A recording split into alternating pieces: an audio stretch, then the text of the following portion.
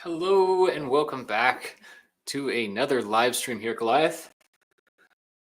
My name is Chris Gamble, head of hardware and developer relations and lead mea culpa-ist of this live stream.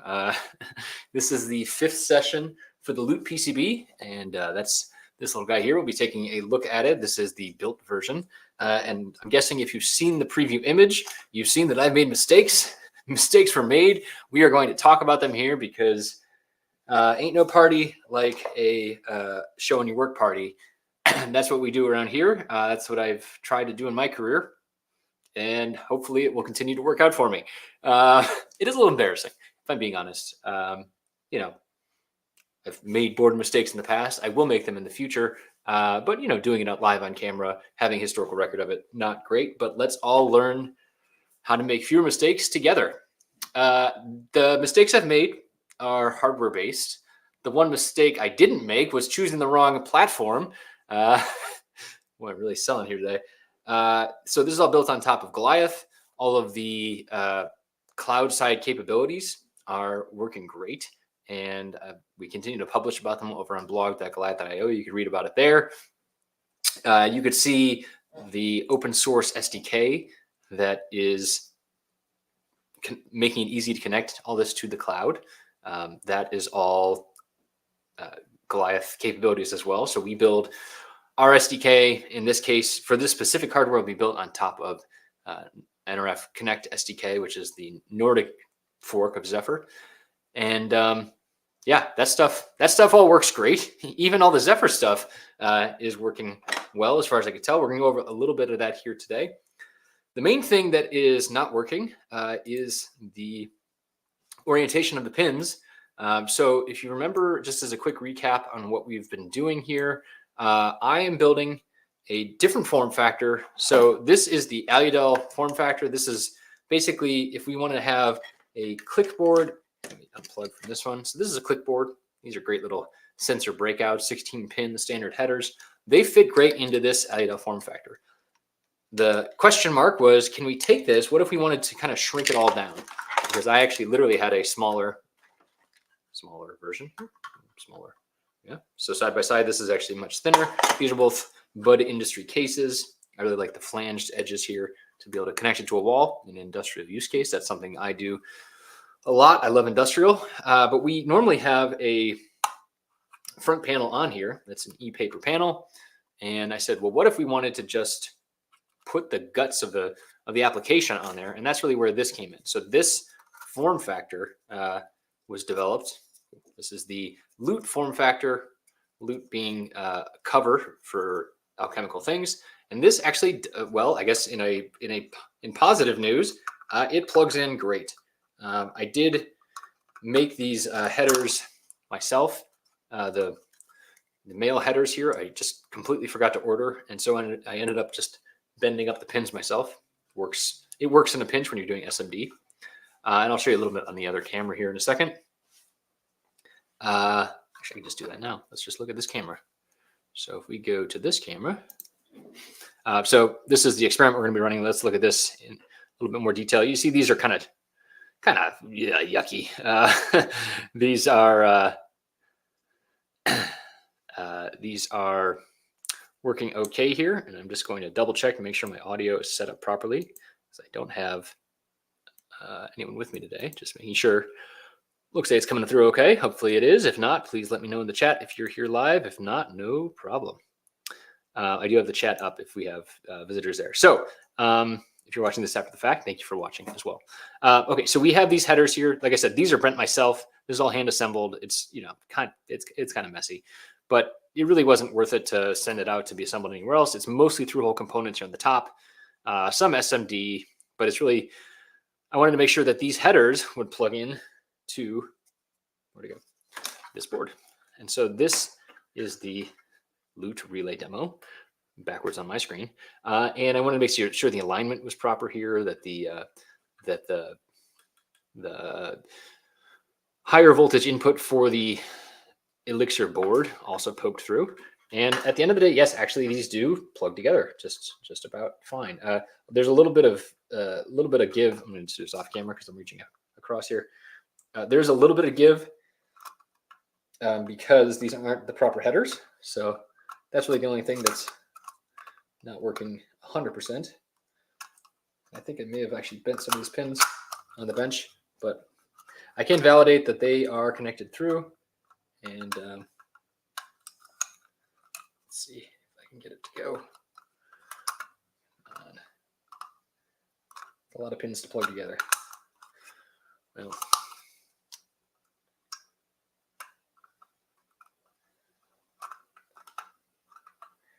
you just got to get it right. All right. Well, I'll do that later. One of these definitely plugs together. But like I said, these definitely plug together. This definitely does line up when it is plugged in properly. So I'll try and show that a little bit later. This is not plugging in for me right now because why would it? I think it was actually this board that was plugging. So anyways, we'll show some more of that in a little bit here.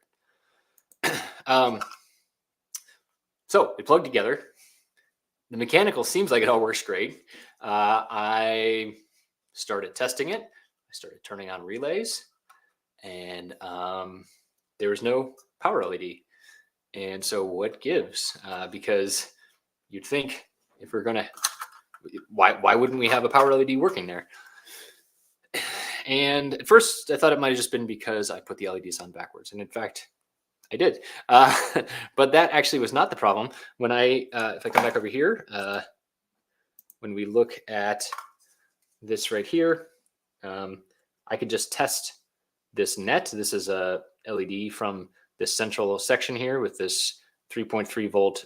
Basically, this is a selector that allows you to select if you're pulling off the 3.3 or the 5 volts here from the click headers in the back.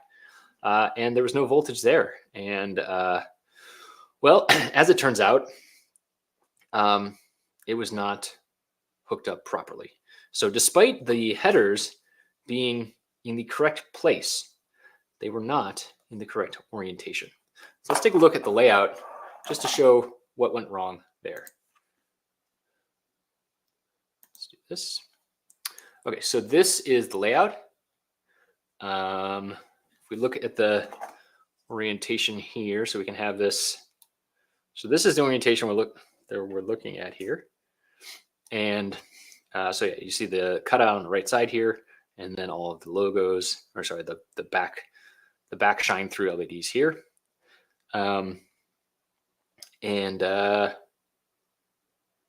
Yeah, so this is what it looks like. The relays are working there. So the first thing I looked at, of course, is like, well, where's the power, right? Where should we have this? First off, did I just do a full rotational issue here? Because I know that they plug together, right? That's kind of the first thing here, is that I know, actually I can look at the 3D model as well. It did match up. Oh, I turned off. Let me turn I think this one. Group, intergroup. Just want this one. Yeah, there we go. So I could turn this one back on. That should turn on the underlying board. This is basically how I was kind of lining it all up and making sure it worked in the first place, is that we had, I had put the 3D models in. So you've seen this in past versions of the board. So it all looks like it should be working. So why didn't it? And so then I started thinking, okay, well, maybe I rotated everything around and then I had the wrong ones on the wrong side. And if everything was rotated 180, then some of the pins would be wrong as well, even if they line up. It turns out that they were not wrong. I could start to see, well, what I really wanted to see is the pin, sorry, click header 1. So again, let me look here. So this is click 1 is on this side. Does click 1 line up? So like we're looking down at the board now. So does click 1 on the left side? So do all the pins right here, do they line up? And are they actually assigned to all the ones on the other side? I keep getting this backwards. Okay, so am I getting this right?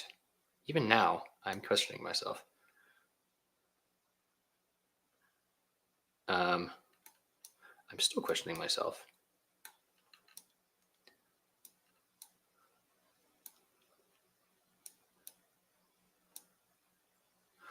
Uh, hmm. Wow, live revelations here. So at the end of the day, I had thought this was rotated just the individual connectors. I think I'm actually revising that live as we do this live stream here. But it basically is that 180-degree rotation. And some of that is because the orientation of, let me go back to, I know this is a lot of camera switching, apologies. Okay, so some of it is the fact that we're looking at it like this, right? Because this is, as you see, the logo is on the right side. If we, maybe I can do this. Yeah, let's do that. Okay, so logo's on the right side. So we're kind of looking at it like this. The problem is, if we look at this is actually rotated, right? So if we look at it just as a, yeah, this is where I keep getting confused. Okay, so this is because on this board, this is the bottom side. Basically, as we're showing this, as we're mounting this, it's basically like this. It should be like this. Symmetry is a cruel mistress, as Simon says. Thank you. I agree, Simon. Yes. Okay, so this is the thing I've continually questions and re-questioned myself on this sort of thing. Okay, so we're looking at it like this. This is what I expect this to be, the right side up. This as well, right side up. And the answer is, yeah, no, this is actually upside down for what we're thinking. So I think we should also rotate like this. It's really, yeah, I really screwed myself on this one as well, because this actually is an error from the Elixir days. I'm not sure if you can, is this the full screen? Yeah. This is the Elixir days where this board is, even on the Elixir, the signals are all upside down. And it was just about the orientation of the USB port that I put on here and the connectors and stuff like that. So technically, the board really should look like this. And so that means that this board should also look like this. So anyways, yes. So, yes. Okay, so now I have unquestioned myself. Man, nothing like questioning myself live on air as well. Okay, so we're looking at it like this again. So signal 1 is on the right side of the board, or sorry, click header 1 is now over here on the logo side, we'll call it, and then click 2 is on this side. And I've done this back and forth multiple times, like I said. And so now this is the correct plug orientation. So what ended up happening though is that even though I have the so then I started keying off of the ground pins, as I often do with click headers. You know, I always think about ground being at the bottom, right? It's the bottom of the click header itself. And so ultimately, it's not like that. It's actually the individual. Okay, so I got to ungroup these, ungroup items. The long and the short of it is, we're going to basically do this. And we're basically going to do this. And this one's also grouped. So we're going to ungroup this. And it's still grouped. Okay, so you get it though. Basically, the orientation is 180 degrees out from each individual connector. What a stinker. Okay. So we're going to fix that later in this stream. That's actually quite fixable. We're going to go and validate again to make sure all the pins are correct. Before then, though, we should, as in countless numbers of boards that have been found out and are busted, you should always try and get as much out of your prototype as you can. And so that's really the stage I'm at here. So let's go test some hardware, right? That's kind of that's the long and the short of it. So first things first, let's go back to just this thing. Okay, so now I have, make sure I'm in shot here. So I have the Elixir board, got a whole bunch of jumper wires now. And then I have also a Analog Discovery 3, which is one of my favorite troubleshooting tools. In this case, I'm using it for the red and the black here. This is just the power. into the 3v3, and I know that's correct. And then over here, this is going into one of the PWM pins that I'm using as a signal for the relays, right? So if we go, so now if we go back to screen share, let's make this full screen. I'm going to undo everything I did because I want to actually represent the reality of the Rev A board that I have in front of me. Okay, so we are looking at this pin up here. Ultimately, this is the pin I'm hooked into. So this pin is up here. And in terms of orientation, we're looking down through the board right now, right? Which is sometimes a little bit confusing.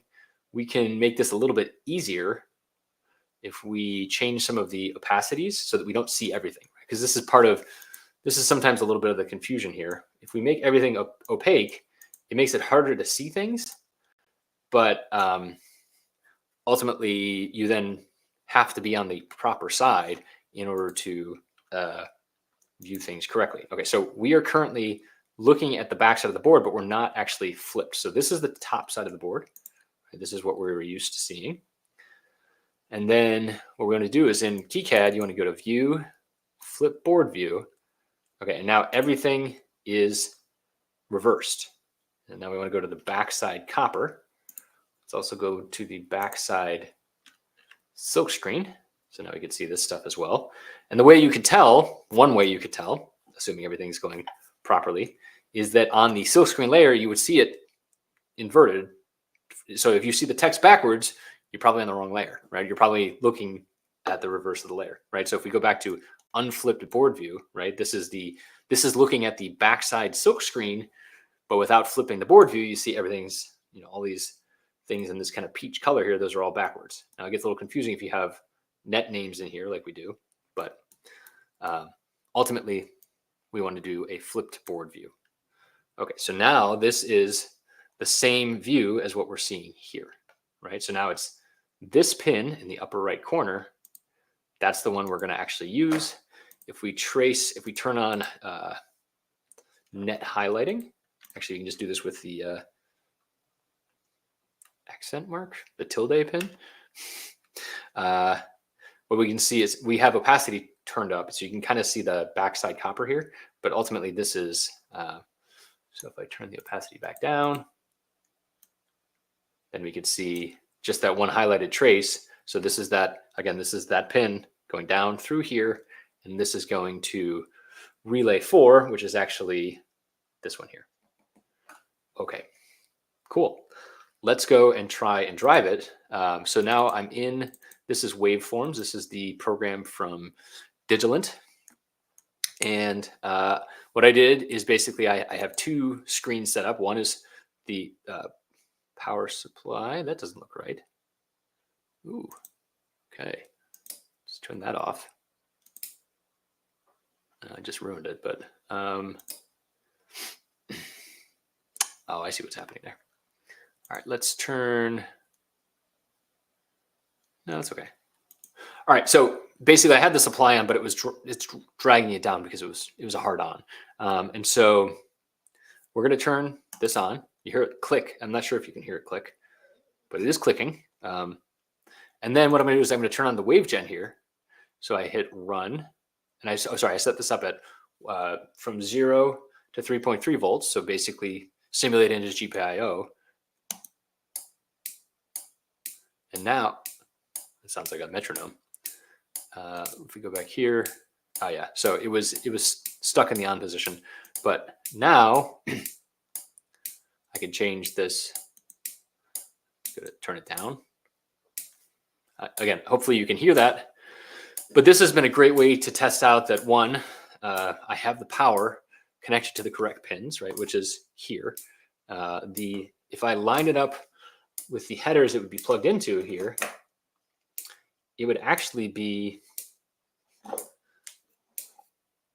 me the right camera.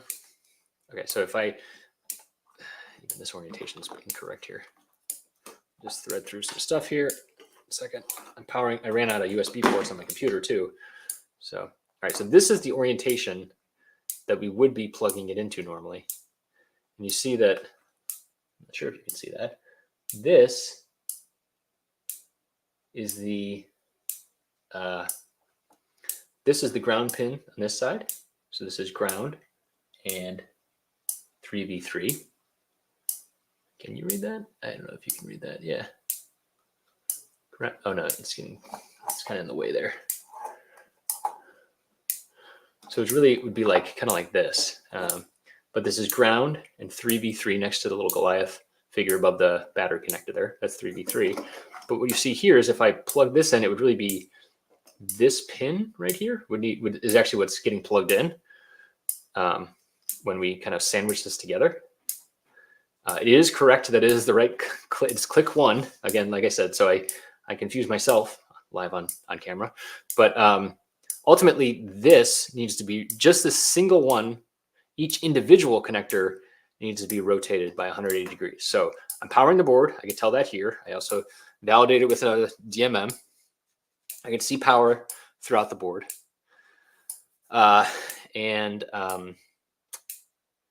Now I can hear, nothing like hearing it live. I can hear that when I'm driving this 3.3 volt rail and I directly drive this one, I can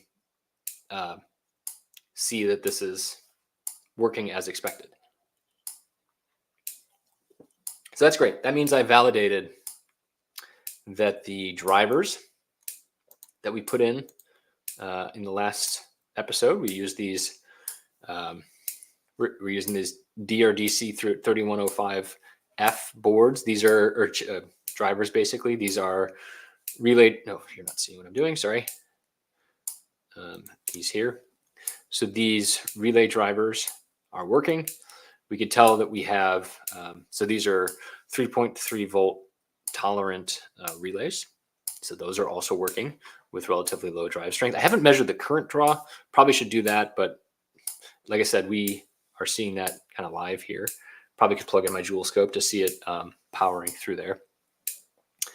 And if I want to, I guess I could even go and move that that wire to other positions, right?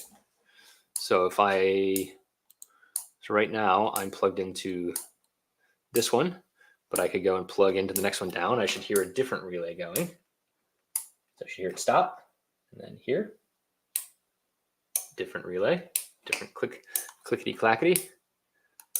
And then where are the other ones? So I've got int2, click PWM2. I have CS2 and analog 2. So they're all on this side. There's analog 2 and CS2. So pins 1 and 3 on the other side should also work. 1. So relays happening there. And now 2 pins down. Let me go to my full screen. So now I should be able to go down 2 pins. It stops.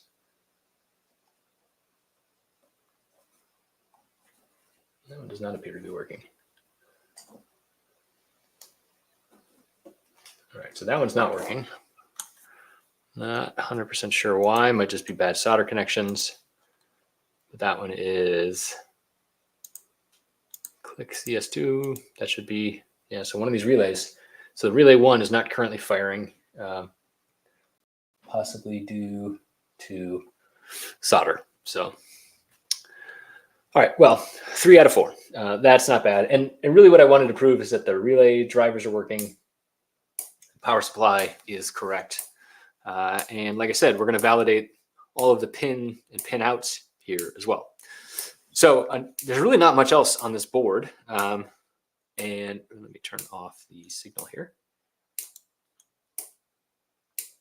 Stop. I'm going to, I think, yeah, that does it. So I just unplugged that wire. That helped it not draw as much power there. It seemed like it was stuck in an on position. So it's just like powering through the relay coil. That's what I was really getting at. Okay, So the other thing I wanted to do, though, is I wanted to, and this is where I ran out of time, but we'll see how we do. I wanted to try out the GPIO expander that's on board, right? So that's this one here. And this is let's look at the schematic. This is the PCAL 6408A. That is an 8-pin NXP GPIO expander on the I2C bus. In theory, so it is in tree. That's nice. Doesn't mean it's easy in Zephyr. Nothing truly is. It's great, but it's not easy per se. So let's open up the code here. And so I've been kind of going through, trying a bunch of things. Like I said, ran out of time right before starting here, but we'll see how it goes. So let's look at the code that does compile. So the first thing I had to do is I had to add this GPIO expander code here. And this is basically mapping the NXP PCAL 6408A binding. Then because of that, we have to say it's a GPIO controller style binding. We have to put this other stuff in here, number of cells, number of GPIOs, because it's actually an XX, because I think there is actually a 6404, 16, I'm not sure. But there are multiple driver types in there as well. Then you have to call out what the interrupt and reset GPIOs are. And then in theory, just works, right? We'll see about that. In terms of the code in main.c, basically, so there's a macro up top that gets for the device tree, but we're using the expander node. We do a device tree get of that expander node, and then if it's ready, then we set up a configuration. This looks a lot like a individual GPIO configuration, right? Because now we're combining the I2C subsystem and the GPIO subsystem. But the idea is we want them to be invisible to one another, right? Basically, we want Zephyr just to think of it as a GPIO node and then kind of handle all the stuff under the hood. TBD on that one. And then configuring two different GPIOs as GPIO outputs. And I'm doing 0 and 1. That is because that is the battery icon and the internet icon. That is, where'd my extra board go? There it is. So if we look at here, so if we look at this, I only populated 3 of these LEDs. This one is supposed to be working at power on, which makes me think I actually maybe soldered the LEDs in backwards here. I got to double check the markings. But then this is the battery icon and the internet icon. And so those are what I have here. That's should be 0 and 1. And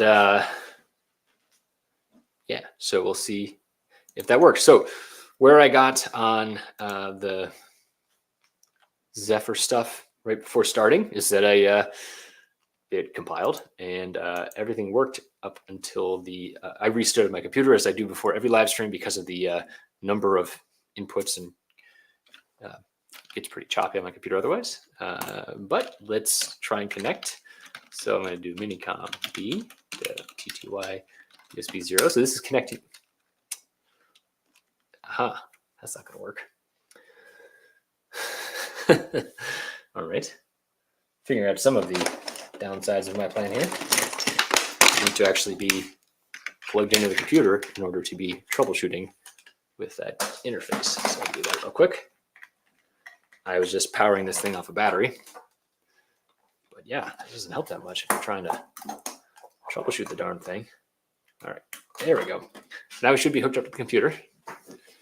You'd think I'd figured out by now. All right, look at that. All right, so if I go to help, good. That means I have my kernel, or sorry, my shell set up. So I'm on this board here. This is the running the reference design template. I could see that if I do kernel reboot. Cool. There we go. Yep, that's not going to work. Register 44. I have the right to register 44. Huh. That's wrong.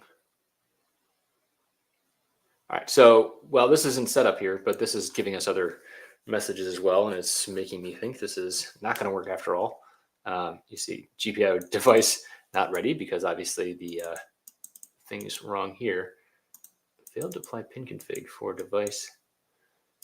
I definitely changed this to 21, but this is saying register 44. Oh, that's 44 in the device itself. Like I said, I have 21 here.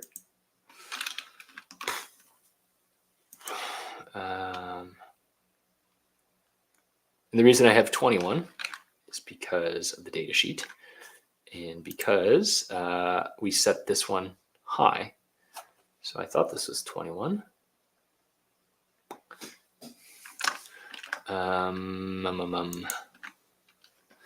Let's try compiling one more time, I guess.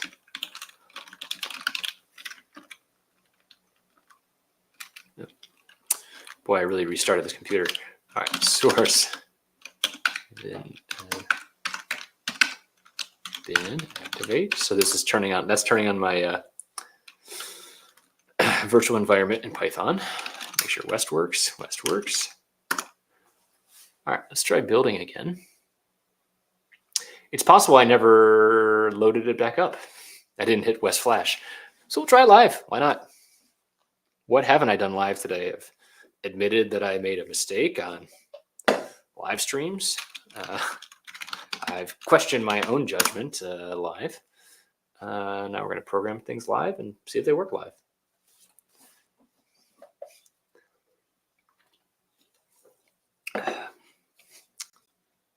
All right, and now there it goes. And it's still calling out the same. It's weird.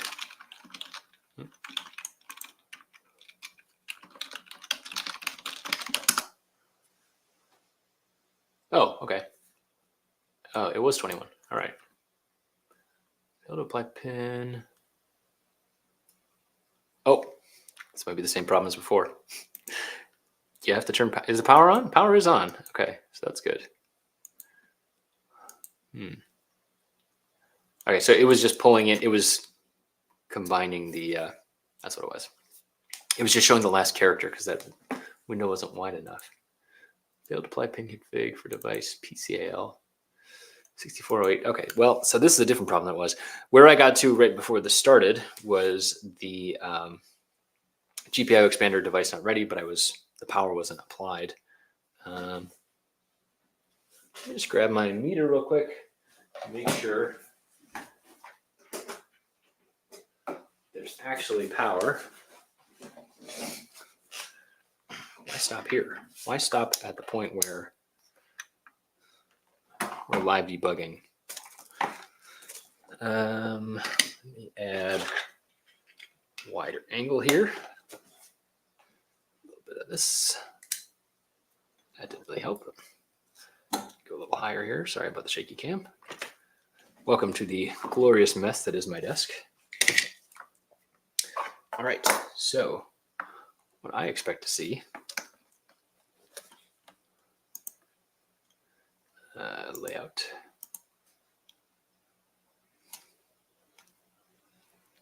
All right. Oh, actually, we can make this a little cleaner, I think. No, that's right. There we go. I'm going to go to layer 6.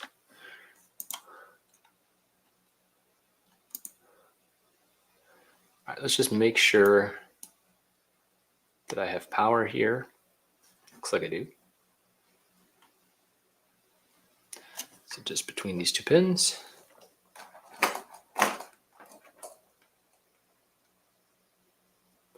Yeah, so we got power there. I have the right pins here, I believe.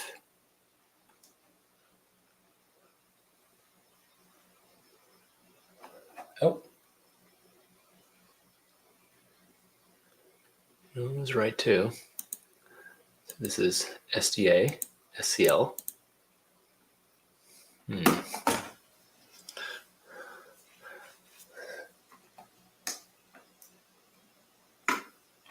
I really wanted to go deep on this, I could also plug the I2C traffic. The pins might be not all the way in there. Into the analog discovery too. That'd be something. All right. Well, if anyone's watching and would like to see live I2C debugging, let me know in the comments. SDA, SCL. That looks right.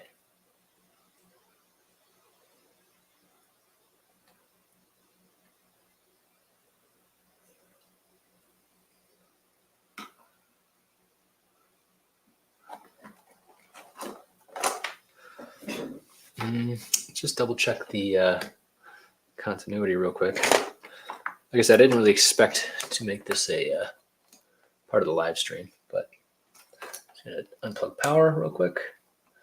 Unplug this stuff real quick. Just do a little continuity testing. And then I want to do from here to here. Let's go full screen on one of these. Simon says bug. Oh, I can't seem to show it. I guess I can't show emoji. Sorry, Simon. There we go. Bug indeed. All right, let's see. Let's do a little digital zoom here.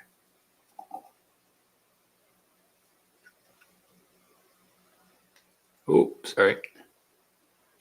That was a double tap.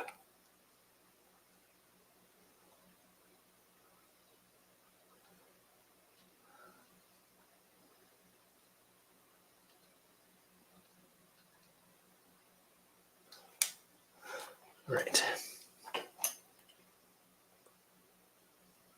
The best lighting down here either.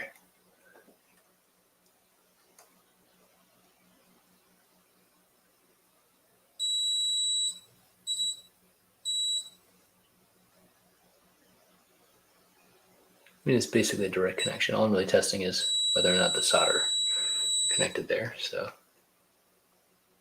this should also, this one is over here. So those all work. All right. So it seems this is in fact a code problem, not a assembly problem.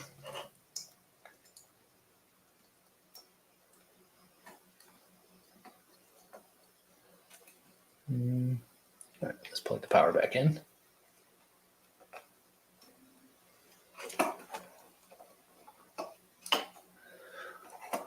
All right.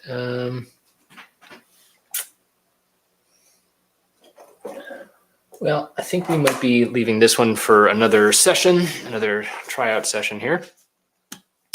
Like I said, well, actually, we have some other tools in our toolbox. Sorry about that. If we do help, let's make this a bigger screen. Do I have shell turned on, but I don't have I2C shell turned on. So if I turn that on, I think that's prj.conf config I2C shell equals yes.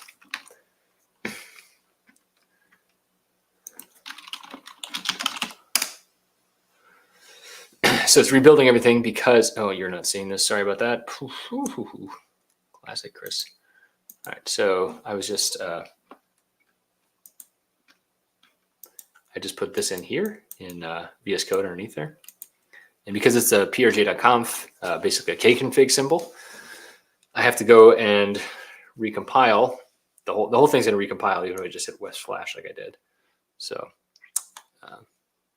that's why it's doing that. But ultimately what we'll be able to do here is we should be able to then use the shell command So we should see this once it reprograms. We should actually have I2C shell, so we can at least do a scan and make sure if it's showing up on the bus. That's super useful. We don't put that by default in the reference design template, so it's literally single. As long as you have shell turned on, which we already do, and since I already have I2C turned on, should be good here. Oh, no error that time. What? Okay, now we see I2C. I2C scan, and there it is. It's already there. Okay, so maybe it was just a plug problem. Scan I2C at A000. There it is. So device 21. So maybe it was just a bad wiring. Obviously, we have, so on the Elixir, we have a bunch of I2C stuff, including a BME 280, a fuel gauge chip. Well, we're supposed to have a real-time clock, but we don't. Okay. I think it's working. Let's see on this side. I don't think it's going to show up over here because I think all my LEDs are backwards. But we should be able to see on the pinout whether or not we have voltage, because it should show up even if we don't have it there. I'm just going to pull up my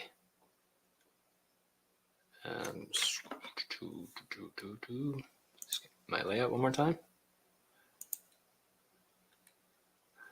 Okay, so up here, we got 5 volts, or sorry, 3 volts. Then ultimately this, so we should see on the bottom sides of these LEDs, we should see voltage. And on this side, this is internet icon here. And this one is battery icon. Are we going to see voltage changes? Well, let's try it. All right, so I'm going to be like just here, probing against this. So I expect to see, 3.3 volts up here. So 3.3, 3.3, 3.3, great. Now I expect on, let's go here.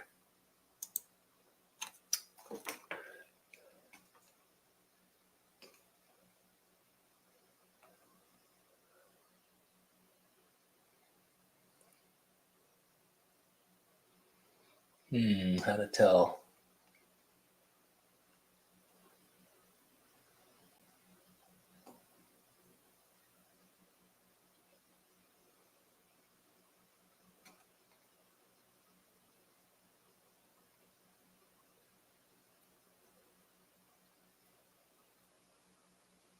And I do see a voltage drop here. I do expect that it's.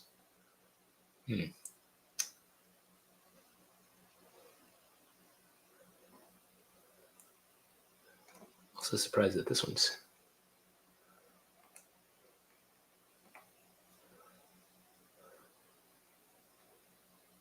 That one's grounded.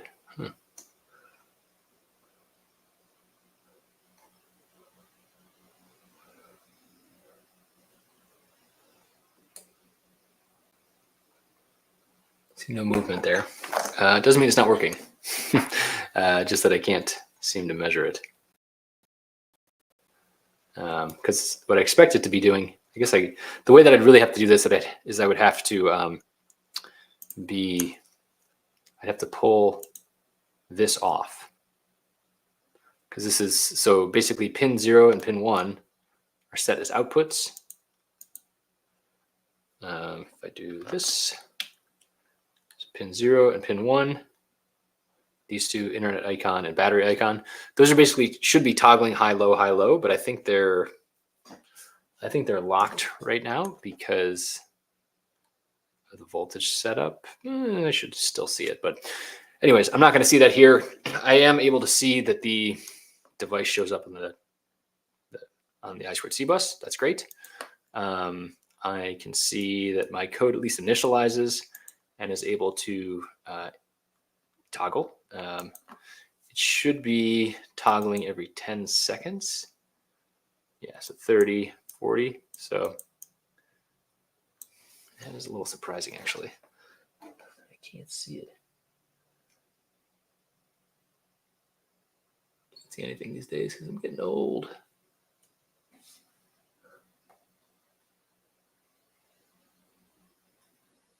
Nope. I didn't like that. It says, please don't hold a thing across the sensors, across their output pins. 1.078. Oh, I think it is toggling. All right, let's see when it goes the next time. Ah, shit. Excuse me. Sorry, my French. Pardon my French. Well, I expected this to go.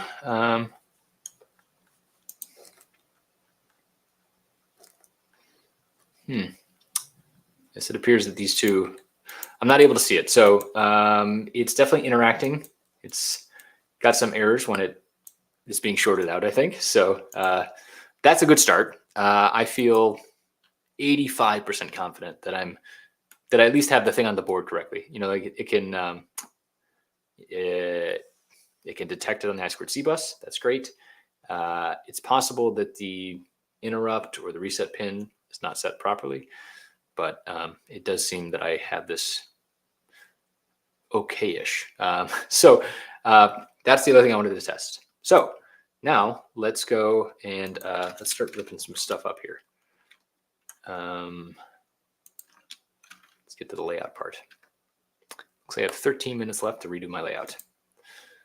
So first things I'm going to do is I'm going to ungroup both sets of icons.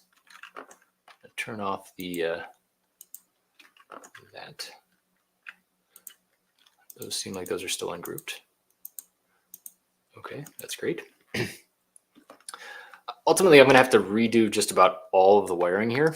So I don't know about that 13-minute mark because, well, let's try it. So we flip this one, we flip this one, and already you can see these rat's nests are not super happy.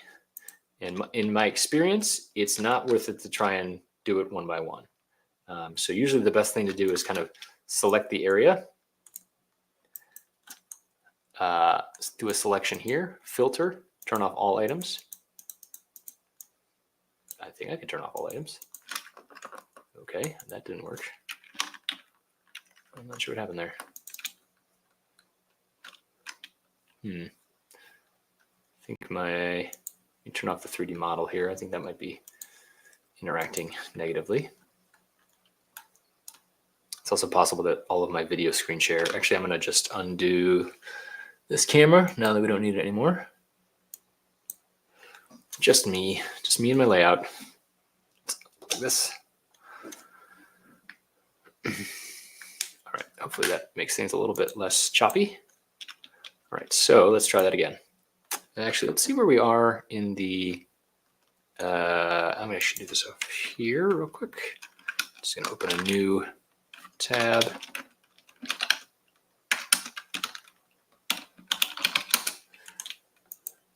Okay, so just looking at the, so I actually still am working on this branch, which is not what I want to be doing.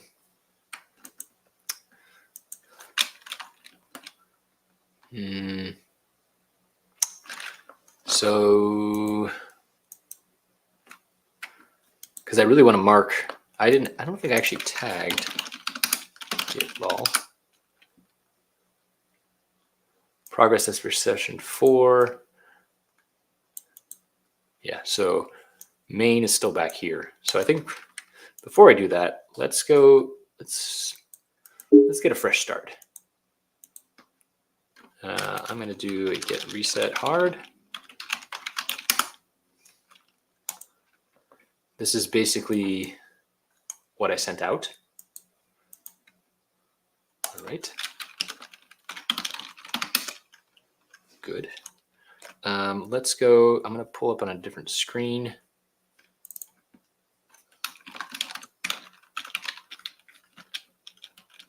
To pull up the repo.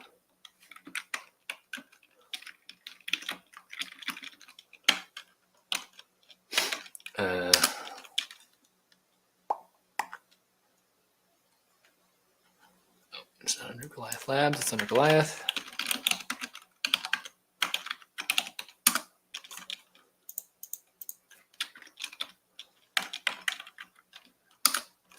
Apologies for the face here. All right, so we got 2 branches here. Switch into this branch. I'm going to create a pull request. I'm going to do this relay into here.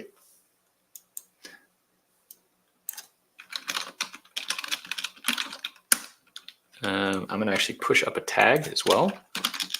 Tag A, Rev A, M, Rev A, board, sent to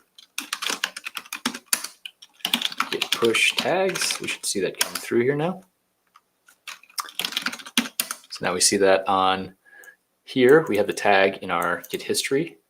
We have this is our local branch. We are tracking it on the remote branch as well. We should also, I'm not sure if we'll see the tag here. Yeah, we're not going to see that tag here, but we'll see it against the commit. And then I'm just going to merge it. It's always that working by yourself on a PCB, you always you get a little more leeway when you're the only person working on it, but it means you have to be more disciplined. So we should see though, so we have 1 branch, 1 tag. So Rev A is now locked to 39E6A96, which should match here. That's good. That's now in the main. So what I'm going to do here, git checkout main. And now Rev A is in the record. That's good. I should have done that when I sent it out. Yep. I'm going to do git checkout branch loot relay Rev B. The goal for this board as well is to have a kind of a generic template as well. Obviously, if this started if I would have released this template, and I'm not saying any of you watching would have rushed out and used it, but if things were a little more popular and someone would have, they would have had run into the same issue here. So that is one reason to make sure you always want to test your stuff before you release it. So we got a new revision here. Let's go, and we should see it's a clean history. If you don't know, I use git lol instead of, oh, wait a second. Added oh, you know what? I merged. Oh, geez. That was messy. Rev A. Let's just check out. Let's make I can try to check out. Huh. Oh, you know what? I didn't do a git pull. That's why. Okay. Well, I'm glad I checked. Git checkout main. Gotta do that. There we go. All right. Let's look at the history again. There we go. There's the merge. Here's the tag. Now I need to go and remove that branch. Git branch help. I want to delete. There it is. All right, so do that. Git branch D scaml B. There we go. All right, so now we match the server. And even though this is where the tag is, this is the merged. I should have probably just, that was a mistake when I did the pull request. I should have done that as a, usually I've been instructed to not do a merge there and to instead do a rebase. It doesn't matter as much for this, but that was a little sloppy. All right, now let's do a real checkout here. Git checkout I'm going to do check out my name, get relay Rev B. Oh, do branch. Great. Now if we should see this here. So now we're matching main. We have Rev B and we have this new. So we're all starting from the same spot here. Awesome. All right. Now I can really go make the changes. And there goes that 12 minutes. All right. So the schematic shouldn't have to change as far as I can tell. TBD if that's correct. All right, so now I'm going to go back to flipping the board view again. I kind of prefer it because this is kind of that same view as when I'm looking down on the thing. One thing to note is just generally, if we think about this as like two long click headers, click boards rather, that should have been my tip off. That should have been how I caught this. I didn't, obviously. But no matter what, it's like if you think about the short clipboard, long clipboard, ground is always at the bottom. And somehow I didn't get it. So, yep. You live and you learn. So we now have to do this a third time. Ungroup those. These should be grouped again. Ungroup these. And then rotate here, rotate here, rotate here, rotate here. And then the thing I started doing here, select everything in that area. Should now be able to selectively filter some of this stuff. There we go. Now I'm just going to delete tracks and vias. And what I'll be left with is a whole bunch of RAS nests. But ultimately, this is where I'm more comfortable kind of getting back to, because what this means is that I'm now like kind of erasing that and figuring out it fresh. I think this is, personally, this is just the best way for me to operate, I think. Now, it did leave some of these on the top side here. It did leave some of these I could probably, and that's because I probably should have selected in the other direction. Yeah, I will do that. So if you don't know in KiCad, if you select like top left to bottom right, it selects only everything within that box. Everything that's completely contained within that box. Apparently, this is an AutoCAD thing from way back in the day. But if you select from the lower right, or maybe it's just totally right to left versus left to right, I always think of top to bottom, bottom to top. But I think it's left to right probably, and then right to left. So left to right is everything contained within that box, or completely contained within that box. For left to right, for right to left, it's everything that has a segment or anything contained within that box. So, for example, I don't know if you saw this. This was highlighted because I just caught the edge of it here. So if I just said this, you see it highlights that entire segment there, and that's fine. All right, so we're gonna filter this again. That means I didn't delete any of the zones. Hit B, so that redraws everything. And now we're kind of back to square one. All right, this part should be relatively simple / fast. I need to kind of just get my head back around some of this philosophy of how we were doing these things. I'm gonna be honest, I don't quite remember. So if we go here, so now there's the direct power connection. Oh, I see. It's single connection there, and then there's a rail on that far side. Okay, so it looks like the back side, which is blue, is east-west. Red, which is the top copper, is north-south. So let's try and keep that kind of in line. We're gonna do, okay, I gotta make hotkeys under me too. There we go. Oh, okay, that's relay power. These are caps. Oh yeah, okay, so that's good. I remember that now. We can connect these, and even though these are north-south, even though they're, oh no, red is north-south, never mind. Yeah, so we're breaking the rules a little bit east-west on the on some of these components, but not too bad. Just the shortest of the traces. Yeah, there's a broken rule as well. All right. If you don't know I'm hitting W, that's allowing me to change the net class width up here in the upper left. You can also do Shift W to go backwards. It's basically like a cycling list. All right, so we're gonna go 6.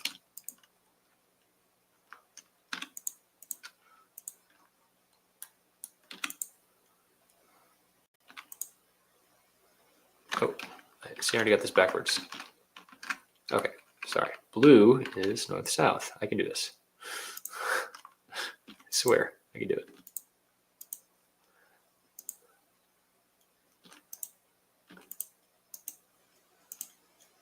Blue.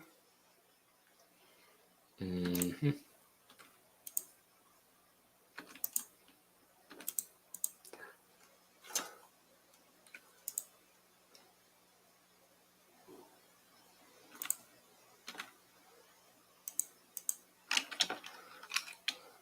Oh, look at this. This is, oh, so now this is another thing. This should have been deleted, but it was not. So this is, that is not correct.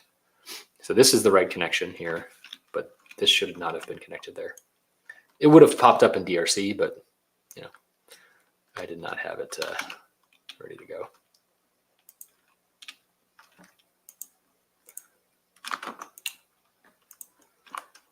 All right.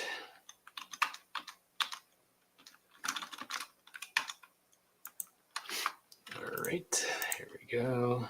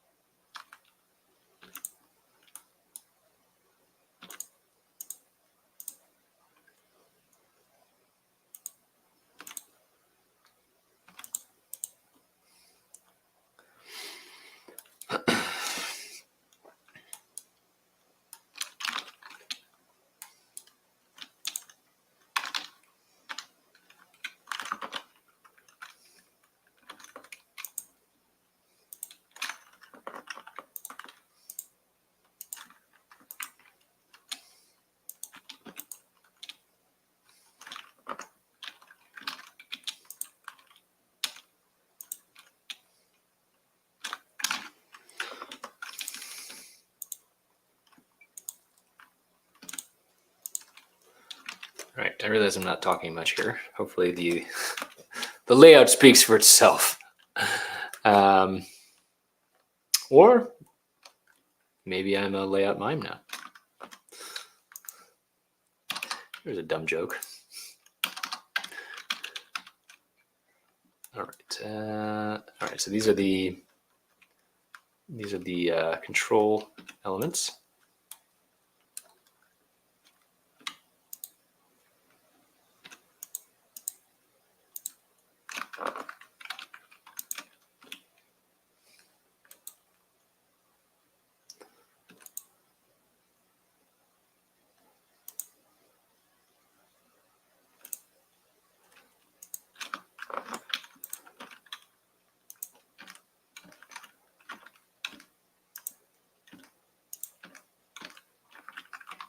Six.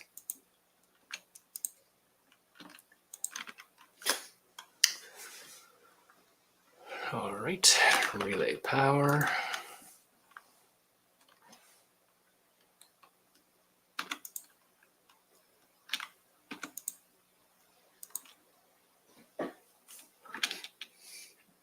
Okay.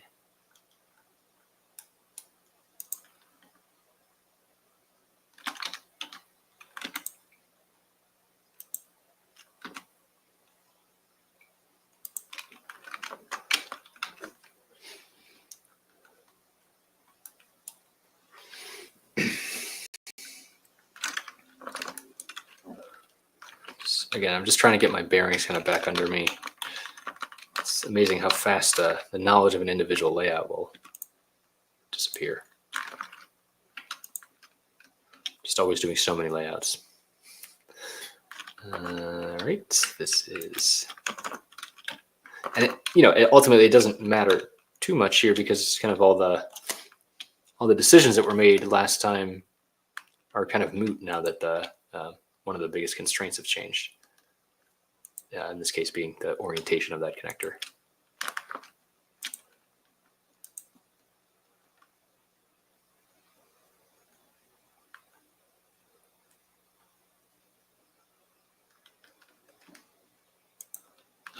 that's nice. This is reminding me that this LED is actually not supposed to be on. This is this LED here is controlled by reset 2. So I could have triggered that myself. For some reason, I thought that one was coming on automatically. This is a kind of a generic blink LED, just kind of to show signs of life sort of thing. This is 3.3 volt click. This needs to come.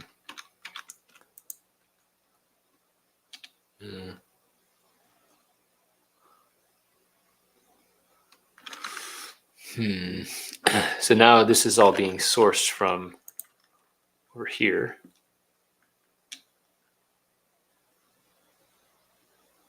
But also, because we have a duplicate header, it's also over here. So that might actually be easier. And then just connect them elsewhere.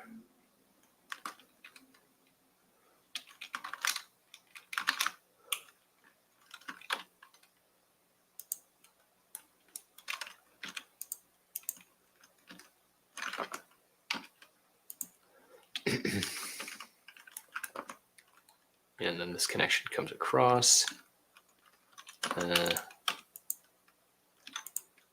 Sixth, I hit the wrong thing there.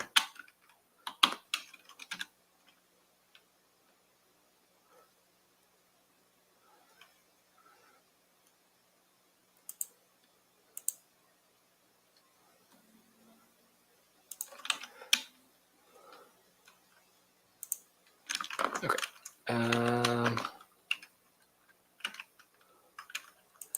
This one is relay power.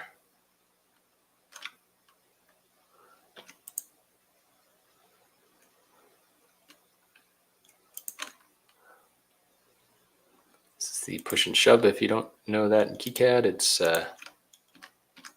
allows you to kind of move stuff out of the way there. Don't really like how it turned out in that case. I'm not sure we need this connection to be like this. We're kind of sourcing it from both sides here, so I'm going to actually delete this one. I'm going to go down to a smaller size there.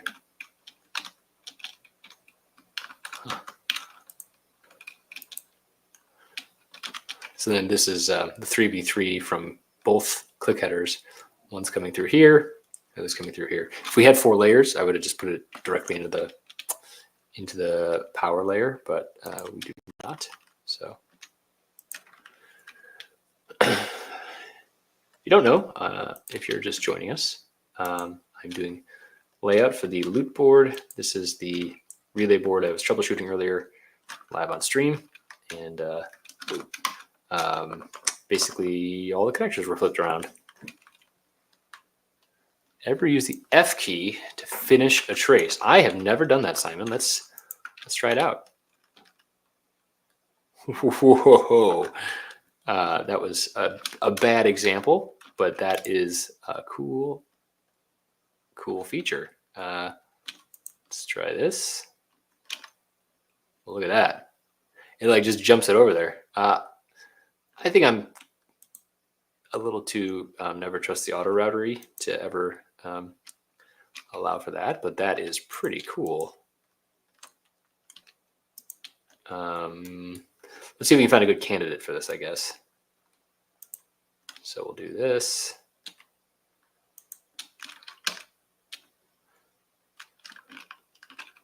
That's like the closest I will probably ever get to using an auto router. Did that just do it? I can't even. It just did it. Wow. So that's a new one for me. Like I said, I don't really like. It's not following my conventions, so I don't really like that. I guess some of that is on me. But when you're hopping between layers too, this is just kind of doing a shortest path kind of calculation. And I want to do kind of most consistent path. Well, relative, of course. I guess what I'm trying to say is I'm a control freak. But as we're seeing here, it's not always working out to my favor because, still made mistakes on the board.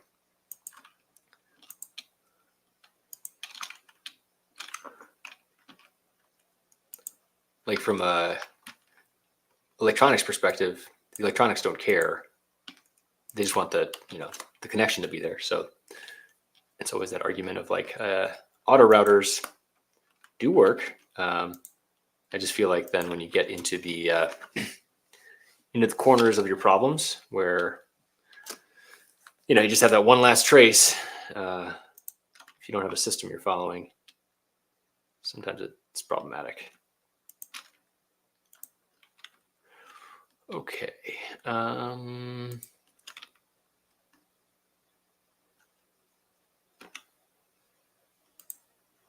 Oh, gotta watch out for those logos.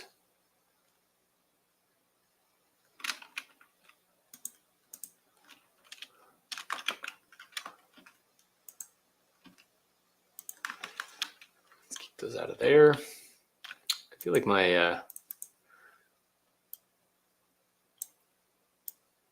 these things are not working quite how I want them to. Some of it might be the setup I have here. That's my expected. Okay, so I turned off the single layer view. What is this one? The single layer view? Inactive layer view.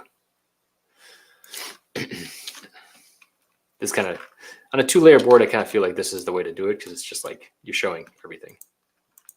It's still kind of highlighting which layers, which one you're on. But all right, B to redraw your traces there.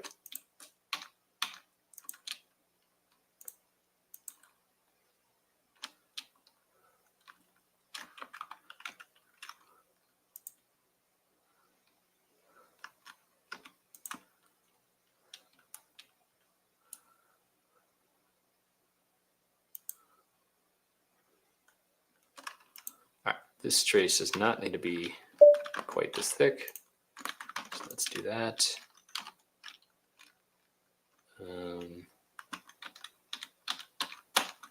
Oops.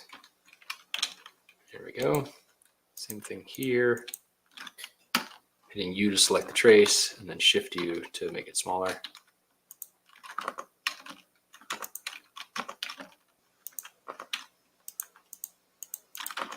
If you don't know, you can select a trace. You can hit U once to select the intermediate segment and then U again to select the entire segment. Okay. Center section is definitely getting kind of messy. And I think some of that is because I chose which pins were which pins were being used rather. So it might make sense to actually optimize this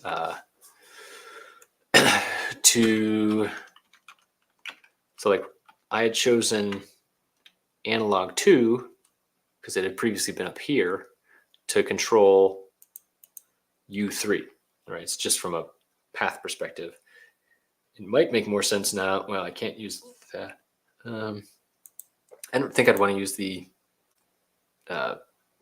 SPI pin, so the MOSI MISO, right? I could repurpose those and use those to control here, but that's ultimately what's leading to this kind of messiness in here.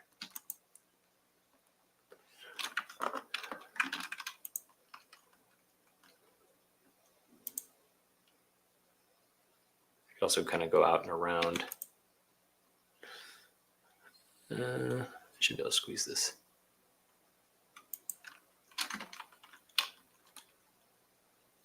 I could also change the orientation, I suppose.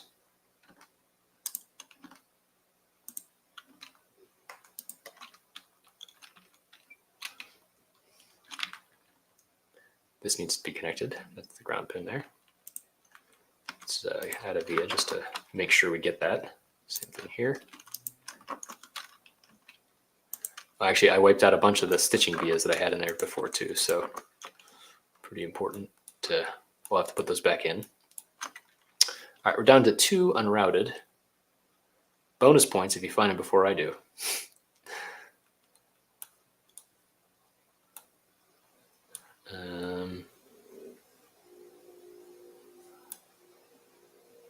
also saw an interesting button the other day. What was it? Oh, curved traces. There. Yeah. You can have curved rat's nest now. I don't know when that happened. It's weird though. All right, that's one. Down to one unrouted. Oh, there it is. Yeah, I guess curved is kind of a little easier to see there. Looks like it is a ground connection problem. Does this fix it? Yep, that fixes it. All right, so now we just need to put in a whole bunch of ground connection.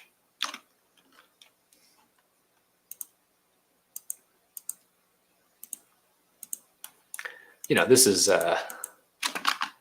not the fanciest board here, and once we actually back calculate it to be for just the generic kind of loop form factor, yeah, the particulars of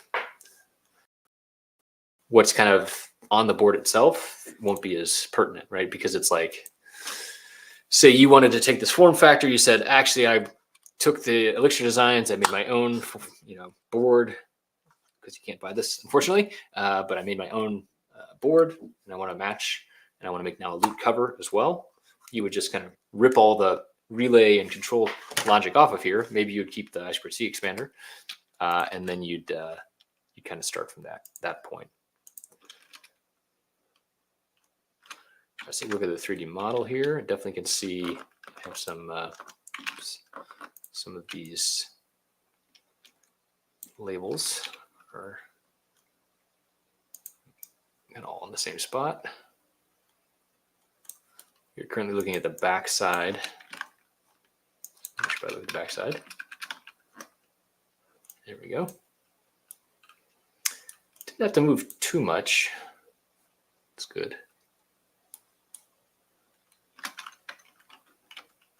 It is making me realize about so given the fact that we had these, we need control signals up to U2 and U3 here, the controllers for our relay 1, relay 2. It's making you realize that on the bottom side of the click form factor, the click header, there are fewer useful flexible GPIOs, because the analogs up top, those are really easy to repurpose. Really like I2C and SPI, you're going to want to have on your design here. So looks like I took off I2C on this side, and I took off SPI on this side.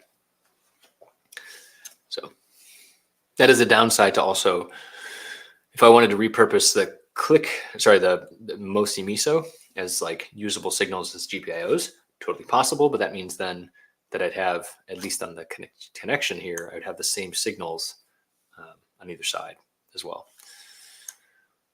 All right, oh, the last thing I wanted to show here, let me see if we get this going again. I was very, very pleasantly surprised. I talked about this on the Amp Hour last week, but on this board, on the boards that showed up, like simple boards, whatever, there's the QR code thing now. Let me see if I can pull up this camera in time. I just think it's really, really cool, especially like in this context where now I'm going to have a couple of low-cost boards that are like on my bench, and I can, I want to make sure that I don't grab a Rev A board now. I want to grab a Rev B. Sometimes I could do that with like, so like we had Brendan from Macrofab on our YouTube channel at one point talking about this. And one of his big things is always change the color, which is great. I'm not going to do that with JLC because it's a lot more, but in absence of that, I can use the QR code and I can actually scan the output here. So let me just see if I can pull up this camera real quick. Let's see. Okay, so if I go here, so this, if you're watching at home and you really want to, you can actually scan this. Actually, I can probably do it live. Can I do it live? And if I mouse over this, if I have this on here, look at that, Loot Relay A 03. and this is labeled as 03. I just think that's, I mean, it's nothing groundbreaking. I mean, like, but the fact that each individual board has its own QR code and it's in silkscreen, which means it's more chemically resistant as well, versus my normal method of this. Sharpie rubs off with rubbing alcohol, if you don't know. It's just like so useful. So I was very excited about that. Okay.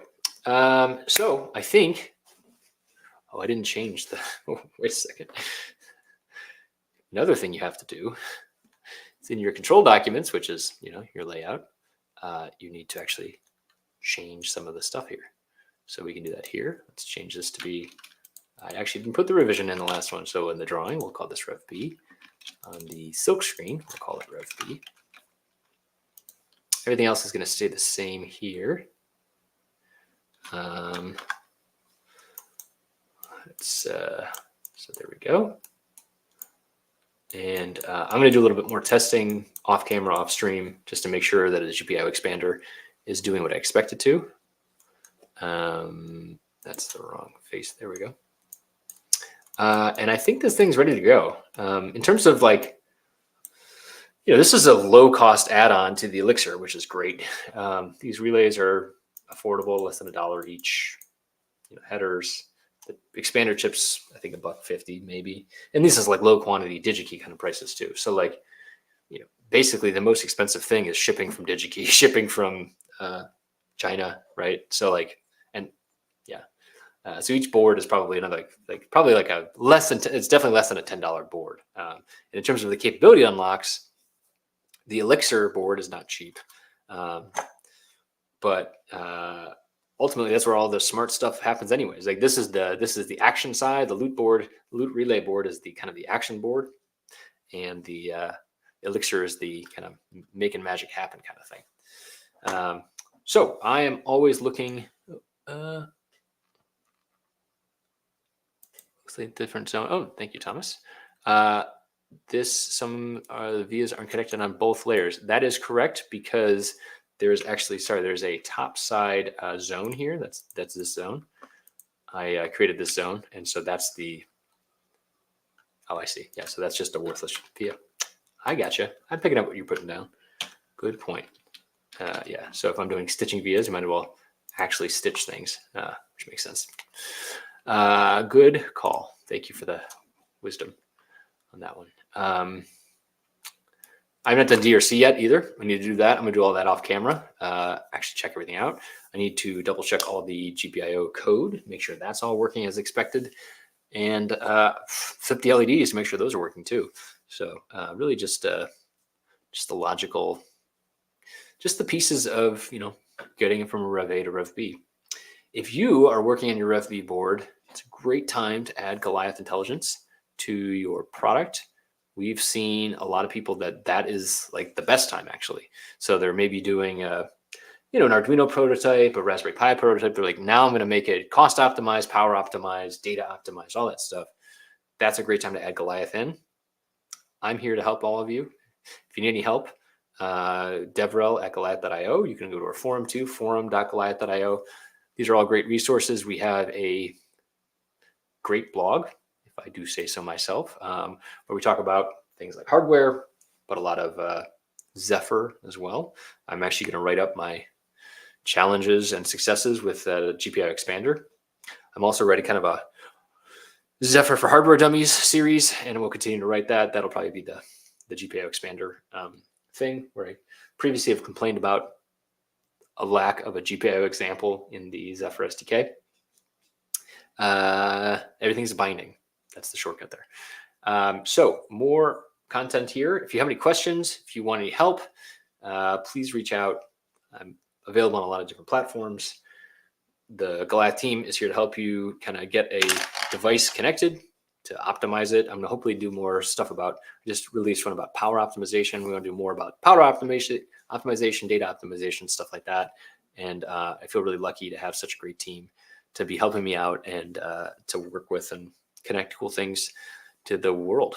So thanks for being here. Appreciate all the people watching. Appreciate all the comments. That is super useful. And I hope to make many, many more mistakes on camera with all you watching in the future. Thanks for being here. See you in the next one.